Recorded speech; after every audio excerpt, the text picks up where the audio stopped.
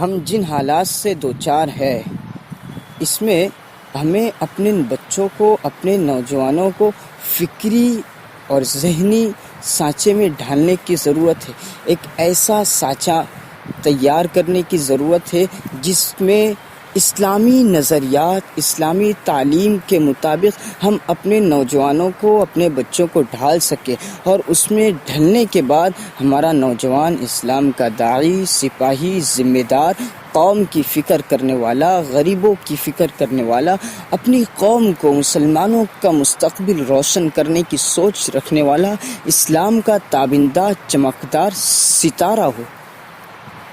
ایسے نوجوان، اور یہ کیسے ہوگا جب ہم صحیح طور پر ٹرین کریں گے، ایک فکری اعتبار سے، ذہنی اعتبار سے، فہم و شعور کے اعتبار سے ہم اپنے نوجوانوں کو مضبوط کریں گے، ان کے اندر ذمہ داری کا احساس پیدا کریں گے، انہیں محبت سے، اچھے سے، ڈھنگ سے، سلیقے سے تعلیم دیں گے تو یہ ہوگا۔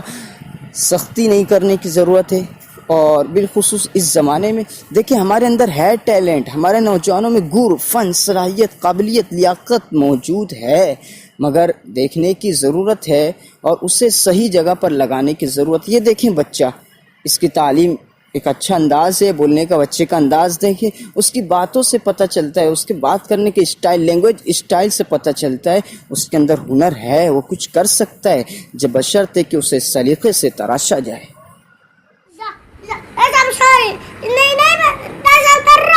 میں گھر لے کے جاؤں گا جی، چھٹی بند ہے، جلدی سے جلدی سے جلدی سے۔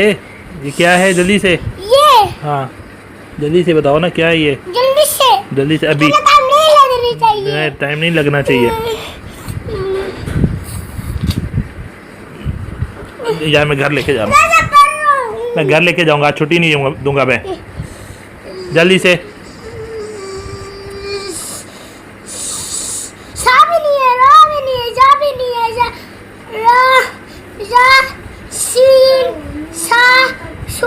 نہیں، سب غلط پڑھ رہے ہو، جو یہ میں یہ پوچھ رہا ہوں یہ کیا ہے؟ ہاں یہ بتاؤ جلدی سے۔ جادو منڈا، جادو منڈا، جادو منڈا، جادو منڈا، سنا بھی نہیں ہے۔ آپ بتاؤ پھر۔ میں تمہیں گھر لے کے جا رہا ہوں، جلدی سے بتاؤ، جلدی سے۔